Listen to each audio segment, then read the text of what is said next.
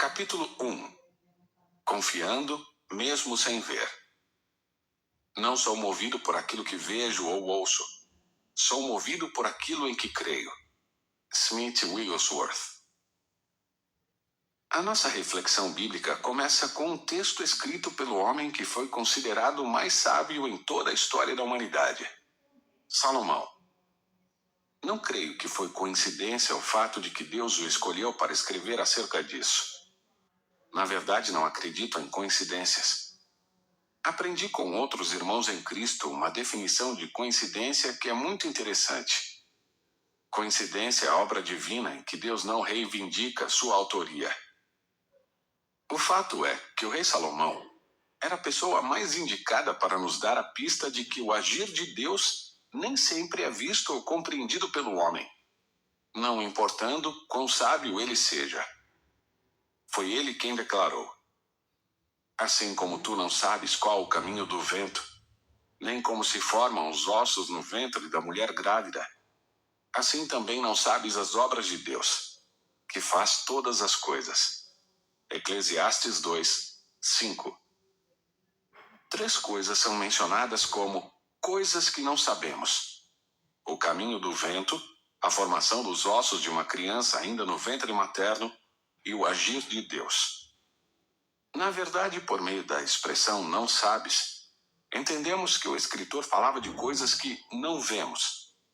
Podemos saber o caminho do vento por meio do balançar das folhas de uma árvore ou pelas evidências de que ele está soprando. Mas nunca pode ser algo visível aos nossos olhos. O caminho do vento em si é algo oculto à nossa visão. É algo que ocorre fora do alcance dos nossos olhos. Semelhantemente, a formação óssea de um bebê ocorre ocultamente aos nossos olhos. Não podemos ver como ela ocorre. Creio que a expressão não sabes que o sábio rei usou estava apontando para o que não vemos. Caso contrário, nem contemporânea seria essa afirmação, pois hoje a ciência traz uma explicação perfeita sobre a formação óssea do feto. Podemos saber, mas continuamos impedidos de ver. Lembro-me de que durante a gravidez dos nossos 2 filhos, a minha esposa fez algumas ecografias e podemos ver a formação física do Israel e da Lissa, mesmo antes de eles nascerem. Contudo, mesmo com todos esses recursos da ciência moderna, a formação óssea do feto, e não falo da certeza de que isso ocorre nem de como ocorre, mas sim do processo, encontrava-se oculta aos nossos olhos. Algo semelhante acontece ao caminho do vento. Sabemos que isso ocorre e até temos evidências, mas é oculto aos nossos olhos. Por isso, o definimos como invisível. Com o agir de Deus não é diferente.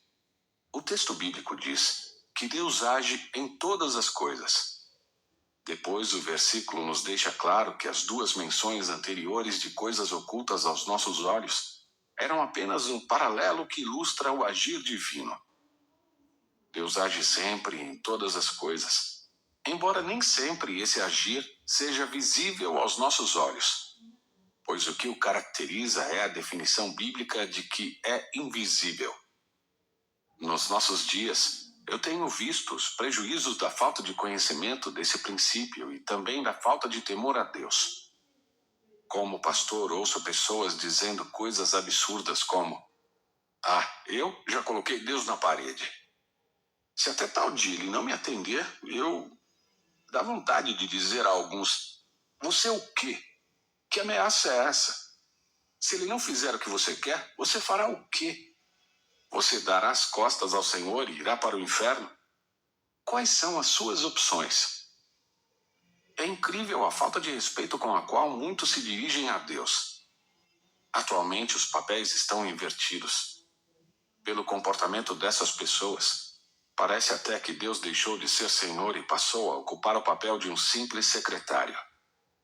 Está errado. Quem está na condição de servo somos nós, não ele. Há um ensino bíblico da fé, e eu creio nele, pois, afinal de contas, o que é bíblico é o conselho de Deus para a nossa vida e ponto final. Creio no que Jesus ensinou sobre falarmos às montanhas. Eu creio creio em darmos ordens aos problemas e obstáculos, para que se retirem da nossa vida e sejam lançados no mar. Contudo, é um absurdo confundir as coisas e achar que podemos dar ordens a Deus. Ninguém dá ordens a Deus. Diante dele, todos devem se calar. Ele é soberano. Ele é santo. Ele é Deus. Ele é totalmente suficiente. Ele faz o que quiser, como e quando quiser. A igreja precisa reaprender isso. Sei que há promessas e princípios bíblicos que já são uma revelação da vontade divina. E que, em situações em que esses princípios podem ser indiscutivelmente aplicados, não precisamos orar para descobrir qual é a vontade do Senhor e o que Ele quer fazer. Mas mesmo quando já sabemos o que Deus quer fazer, nem sempre podemos entender como Ele fará o que Ele quer fazer, ou mesmo quando isso será feito. A forma de Deus agir nunca foi e nunca será previsível. O homem não pode compreender o agir de Deus com a sua mente e com o seu raciocínio, pois a operação de Deus está muito acima do nosso entendimento. Quando Salomão mencionou o agir invisível de Deus, ele não disse que o Senhor deixa de agir nas circunstâncias em que parece estar ausente, mas sim que não podemos ver a sua operação. Não se trata de Deus deixar de agir, mas sim de fazê-lo de tal forma que não o vemos em ação. Em nenhum lugar da Bíblia é apresentada uma ação divina padronizada. Não vemos o Senhor lidando com as pessoas por atacado. O seu agir na nossa vida é pessoal. Cada pessoa ou cada situação é tratada por Deus com carinho e criatividade. Há um agir personalizado, e isso é inegável. Mesmo nas guerras e batalhas, acontecimentos muito comuns e repetitivos nas páginas do Antigo Testamento, nunca vemos duas intervenções divinas iguais. Para cada situação, há uma intervenção diferente, embora os resultados finais sejam semelhantes. O que concluímos é que mesmo quando a vontade expressa de Deus é livrar seu povo das mãos do inimigo, a forma com que ele o faz é sempre um mistério. Ou seja, mesmo quando sabemos o que ele quer fazer, não podemos saber como ele o fará. O que é necessário, então, é parar de achar que Deus nos deve uma satisfação com relação ao seu agir. Ele age sempre e em todas as circunstâncias. A parte que nos cabe é crer e esperar a sua manifestação. Não exigir que o Senhor nos mostre a forma de operar que foi adotada. Há muitas pessoas cobrando de Deus uma explicação para o que não entendem. No entanto, o nosso Pai Celestial nunca nos prometeu que Ele daria explicações de como operaria. A única coisa que Ele prometeu foi que agiria. Assim, enquanto Ele opera de forma invisível aos nossos olhos, espera que nós creiamos. Um contínuo exercício de fé. Na verdade, eu gostaria de chamar sua atenção para a importância do fator confiança. Deus espera que o nosso coração repouse nele, em todo o tempo e em qualquer circunstância, pois o fato de aceitarmos um agir invisível aos nossos olhos é um ótimo treinamento para a nossa fé. Talvez esta seja uma das razões pelas quais o Senhor escolheu agir assim. Exercitar continuamente a nossa fé. E a definição bíblica de fé é a seguinte: ora, a fé é a certeza de coisas que se esperam, a convicção de fatos que se não veem. Hebreus 11:1. Crer no agir de Deus é ter uma convicção sobre algo que não se vê. O nosso irmão Paulo disse aos Coríntios que andamos por fé e não por vista. 2 Coríntios 5:7. A lição que o Senhor Jesus deu a Tomé após a sua ressurreição é mais uma prova disso. A fé nunca se baseia no que vemos, mas na certeza de que o que Deus prometeu é um fato e terá o seu cumprimento. Ora, aprendemos essas coisas logo no início da nossa caminhada cristã, e elas não são difíceis de aceitar. Tampouco geram discussões entre o povo de Deus, pois são indiscutíveis.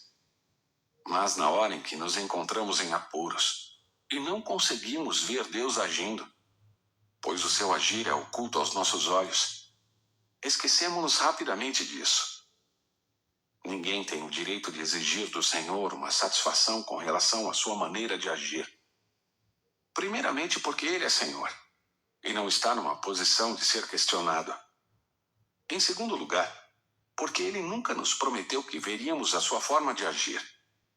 Pelo contrário, Ele nos ensina em sua palavra que o seu agir é invisível aos nossos olhos e que a nossa caminhada deve ser pela fé e não pela vista. Ou seja, não devemos ter a expectativa de ver, mas somente devemos crer na fidelidade daquele que prometeu agir em todas as coisas. Resumindo, Deus não tem nenhum compromisso conosco no sentido de nos explicar como Ele está agindo, embora tenhamos a responsabilidade de permanecer na fé, mesmo quando não houver uma evidência visível de que Ele está atuando. Desde o início do relacionamento de Deus com os homens, vemos essa nossa dificuldade humana de crer no invisível, como também a insistência divina de que isso deve ser assim. Quando Deus se manifestou de uma forma tão intensa a todo o povo de Israel que havia saído do Egito, Ele se absteve de aparecer em uma determinada forma, para que não tentassem imitá-la mais tarde no formato de um ídolo. Então o Senhor vos falou do meio do fogo. A voz das palavras ouvistes, porém, além da voz, não vistes aparência nenhuma. Guardai, pois, cuidadosamente a vossa alma, pois aparência nenhuma vistes no dia em que o Senhor vosso Deus vos falou em Horebe, no meio do fogo, para que não vos corrompais e vos façais alguma imagem esculpida na forma de ídolo, semelhança de homem ou de mulher, semelhança de algum animal que há na terra, semelhança de algum volátil que voa pelos céus, semelhança de algum animal que rasteja sobre a terra, semelhança de algum peixe que há nas águas debaixo da terra. Deuteronômio 4, 12, 15 a 18. O que esse episódio retrata é a dificuldade que todo ser humano tem no sentido de confiar no que não vê. Contudo, o Senhor escolheu a dimensão de relacionamento que se baseia na fé e na confiança.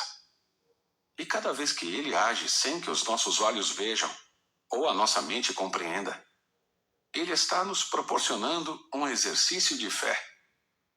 Na verdade, como Ele sempre age assim, Ele nos proporciona um contínuo exercício de fé. O homem tem dificuldades para aceitar isso. Ele vive tentando criar atalhos e acaba se dando mal, pois, quando ele entra num caminho que Deus não abriu, acaba se afastando dele cada vez mais. A idolatria em todo o mundo é uma prova disso. Cada povo e cada cultura em todos os períodos da história sabe o que significa fabricar ídolos. É uma tentativa de tornar a fé algo visível e palpável. As pessoas acham mais fácil crer no que vem, ainda que seja um pedaço de madeira ou de gesso, do que no que é invisível. Mas Deus tem se revelado assim. E quem deseja relacionar-se com Ele, tem de se submeter a isso. Assim, cada vez que nós cristãos murmuramos por não termos evidências do agir de Deus, estamos na verdade incorrendo no mesmo erro dos idólatras. A nossa murmuração parece algo mais ameno, mas a premissa é a mesma. E se não tomarmos cuidado, entristeceremos o Senhor e nos afastaremos dele. O fato de não sabermos como Deus agirá não deve ser, em momento algum, uma incerteza se ele de fato agirá ou não. Pelo contrário, isso deve gerar em nós a expectativa de como ele nos surpreenderá com os caminhos que escolheu para intervir em cada nova circunstância da nossa vida. Devemos depender inteiramente do Senhor e aprender a exercitar continuamente a nossa fé. Em seu ministério terreno, Jesus repreendeu algumas pessoas por sua pequena fé, e houve alguns que ele elogiou por sua grande fé. Contudo, houve um homem cuja fé foi realmente elogiada por Cristo, a ponto de ele chegar a dizer que não encontrou fé semelhante a desse homem em todo Israel. Ele era um centurião romano. Em Mateus 8, 5 a 13, podemos ler sobre o seu pedido para que Jesus curasse um de seus servos. E no momento em que Cristo se dispôs a ir à sua casa, esse homem reconheceu que nem era preciso. Bastaria que Jesus dissesse apenas uma palavra, e seria o suficiente para que o milagre acontecesse. Pois quando alguém está investido de autoridade, suas ordens têm que ser obedecidas. Esse centurião não quis nenhuma evidência visível. A sua fé estava apoiada na palavra de Cristo, e isso bastava. Jesus disse que esse foi o mais alto nível de fé que ele encontrou.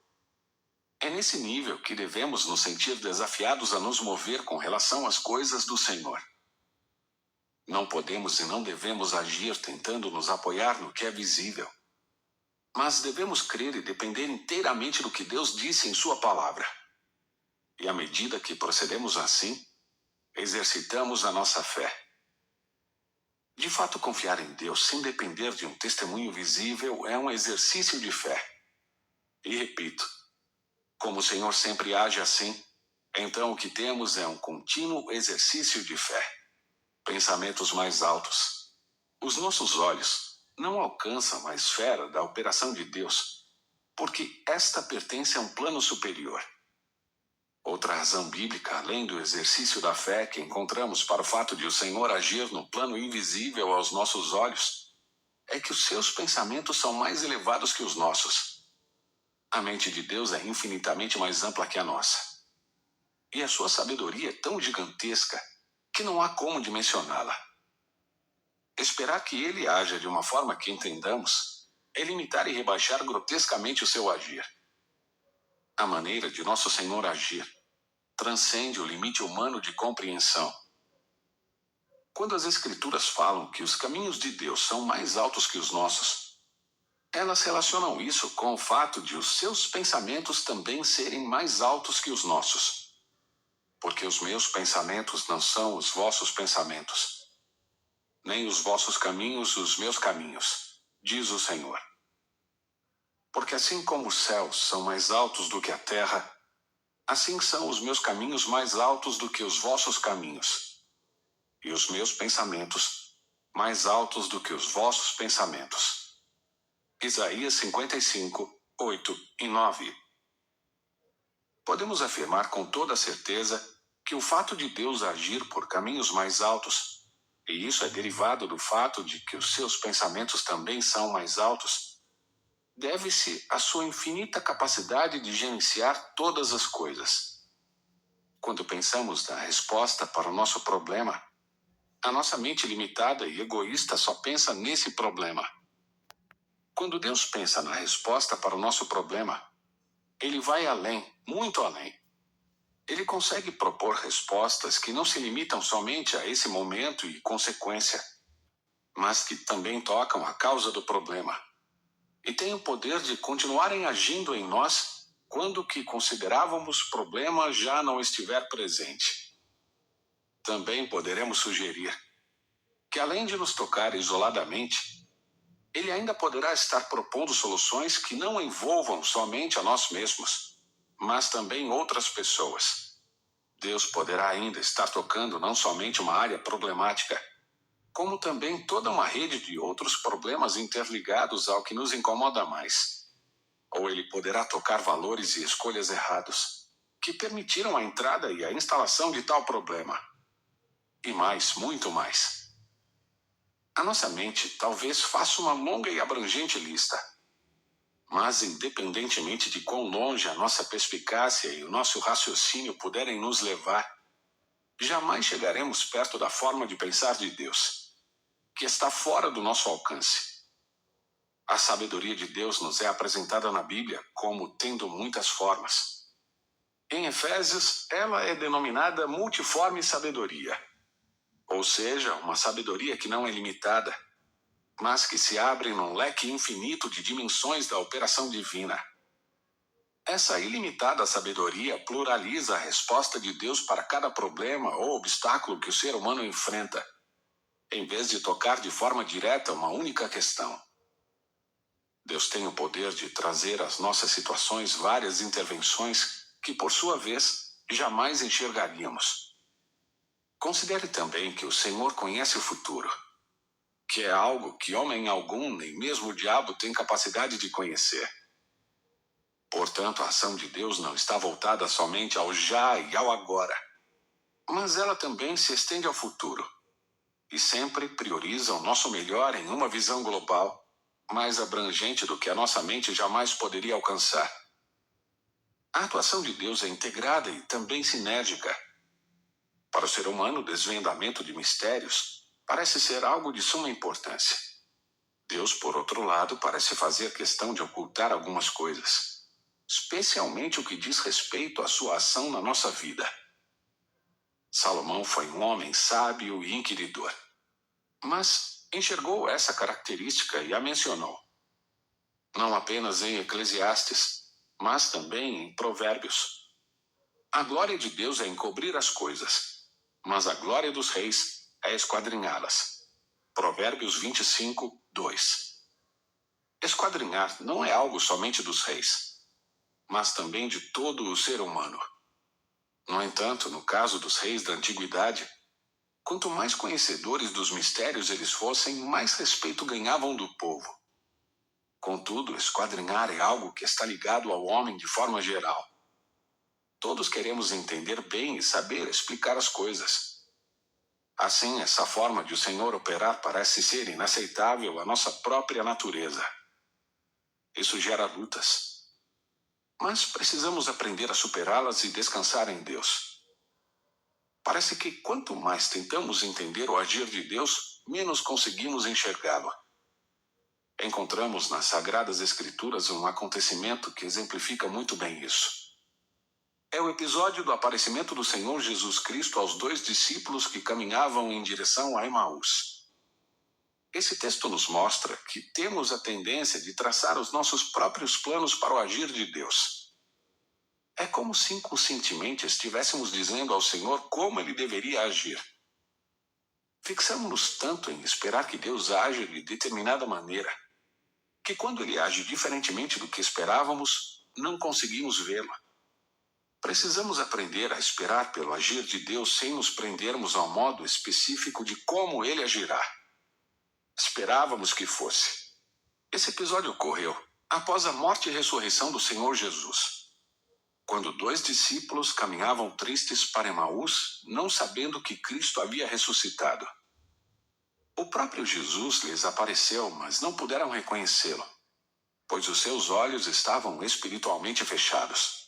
Lucas 24, 13 a 16 diz: Naquele mesmo dia, 2 deles estavam de caminho para uma aldeia chamada Emaús, distante de Jerusalém 60 estádios. E iam conversando a respeito de todas as coisas sucedidas. Aconteceu que, enquanto conversavam e discutiam, o próprio Jesus se aproximou e ia com eles. Os seus olhos, porém, estavam como que impedidos de o reconhecer. Lucas 24, 13 a 16. Repare que o texto diz que os olhos deles estavam impedidos de reconhecê-lo. Não sei se você já parou para pensar por que eles estavam impedidos, mas eu já. Durante muito tempo, eu achei que Jesus não queria que eles o reconhecessem, ou que talvez estivesse diferente depois da ressurreição. Mas o fato é que não ocorreu nem uma coisa nem outra. Diferente, Jesus não estava, pois ao aparecer ao restante dos discípulos, ele mostrou até mesmo os ferimentos que lhe fizeram ao lado, como também os ferimentos dos cravos nas mãos e nos pés. Assim, o seu corpo ressuscitado era o mesmo em aparência. A continuação do texto nos mostra a razão pela qual eles não conseguiram reconhecer que era Jesus. Lucas 24, 17 a 21 diz: Então lhes perguntou Jesus: Que é isso que vos preocupa, e de que ides tratando à medida que caminhais? E eles pararam entristecidos. Um, porém, chamado Cleopas, respondeu dizendo: És o único, porventura, que tendo estado em Jerusalém, ignoras as ocorrências destes últimos dias? Ele lhes perguntou: Quais? E explicaram: O que aconteceu a Jesus, o Nazareno, que era varão profeta, poderoso em obras e palavras diante de Deus e de todo o povo. E como os principais sacerdotes e as nossas autoridades o entregaram para ser condenado à morte e o crucificaram. Ora, nós esperávamos que fosse ele quem havia de redimir a Israel. Mas depois de tudo isto, é já este o terceiro dia desde que tais coisas sucederam. Lucas 24, 17 a 21. Aqueles 2 discípulos estavam tristes e abatidos. Cristo se fez de desentendido, perguntando-lhes por que eles estavam com o semblante daquele jeito. Por meio da resposta deles, percebemos que tinham uma expectativa com relação a Jesus e que a crucificação havia arrebentado com ela. Os judeus em geral esperavam um Messias que se manifestaria como um general de guerra e que os livraria do domínio dos romanos, para que eles pudessem estabelecer o seu próprio reino. É por isso que, em certa ocasião, Tiago e João pediram que, quando Cristo se assentasse no trono da sua glória, um deles se assentasse à sua direita e outro à sua esquerda. Eles imaginavam um reino físico, e ao lado do rei queriam ser ministros da fazenda e do planejamento. Cleopas e seu companheiro de caminhada demonstraram claramente a sua frustração ao concluírem com as seguintes palavras: esperávamos que fosse ele quem havia de redimir a Israel. Mas depois de tudo isto, é já este o terceiro dia desde que tais coisas sucederam. O que eles estavam dizendo? Estavam dizendo que achavam que por meio de Jesus viria a redenção física de Israel. Mas já havia 3 dias que ele havia sido morto, ou seja, esperavam que fosse ele, mas tudo indicava que não era.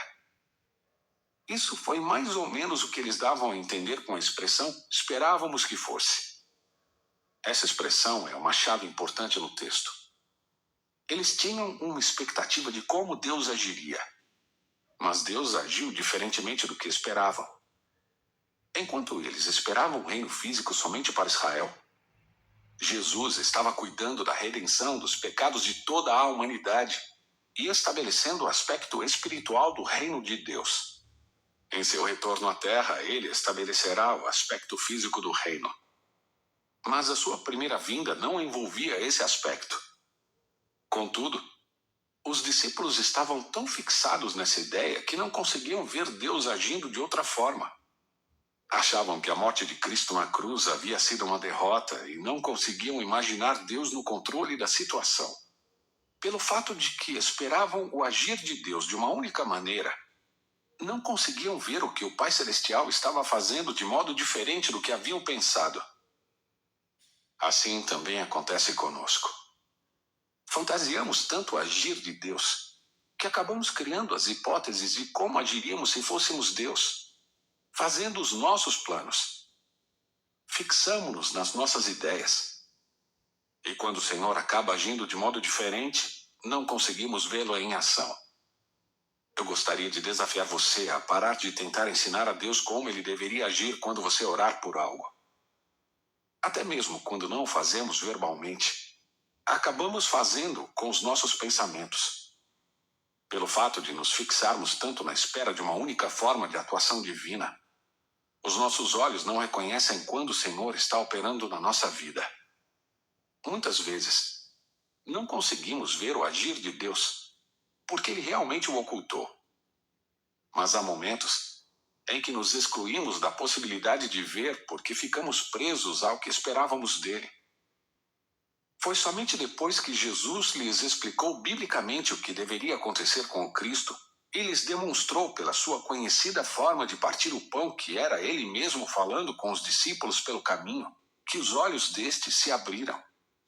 Agora, eles já não esperavam mais o general de guerra, mas o Cristo ressurreto, pois já não havia mais o que os impedisse de ver. Eu já senti o mesmo que esses 2 discípulos sentiram. Eu nunca esperava que Deus pudesse agir em circunstâncias aparentemente negativas. Portanto, nos momentos em que ele estava agindo na minha vida de uma forma diferente da qual eu esperava, eu não conseguia ver que era ele em ação. Uma espécie de cegueira espiritual estava sobre os meus olhos e não permitia que eu reconhecesse Deus comigo. Eram os conceitos errados e fantasiosos que eu mesmo criara de como deveria ser a ação de Deus nesses momentos.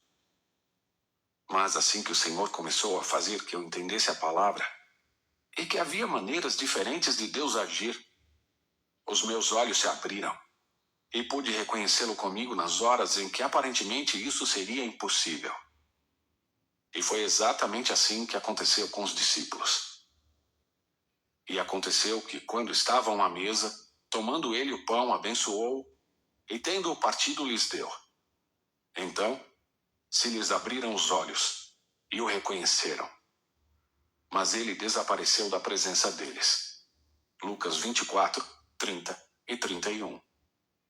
Em nosso anseio de querer compreender tudo de uma forma racional, essa forma misteriosa de Deus agir não parece ser algo tão bom. Contudo, à medida que trazemos mais luz da palavra sobre essa forma divina de ação, percebemos quão linda e inspiradora ela é. Uma vez que retrata a soberania e o cuidado do Pai Celestial para conosco. O que inicialmente eu gostaria de estabelecer, não explicar, é que isso é um princípio bíblico. O agir de Deus é invisível, está fora do alcance da nossa vigilância. E isso se deve a várias razões.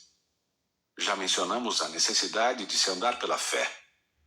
Falamos também que os pensamentos de Deus são mais altos e que não conseguimos compreender sua multiforme sabedoria, ou a pluralidade das respostas que ele traz em uma única circunstância. Afirmamos ainda que muitas vezes somos tão limitados pela nossa maneira de pensar como Deus deveria agir que, quando ele age de um modo diferente, acabamos não conseguindo vê-lo em ação, ainda que agora seu agir seja visível. Mas em tudo isso, o que eu mais gostaria de destacar é a enorme e indizível diferença que há entre a nossa forma de pensar e a de Deus, em sua multiforme e infinita sabedoria. No entanto, essa vantagem divina de pensamentos mais altos não é somente sobre o homem, mas também sobre Satanás e seus demônios.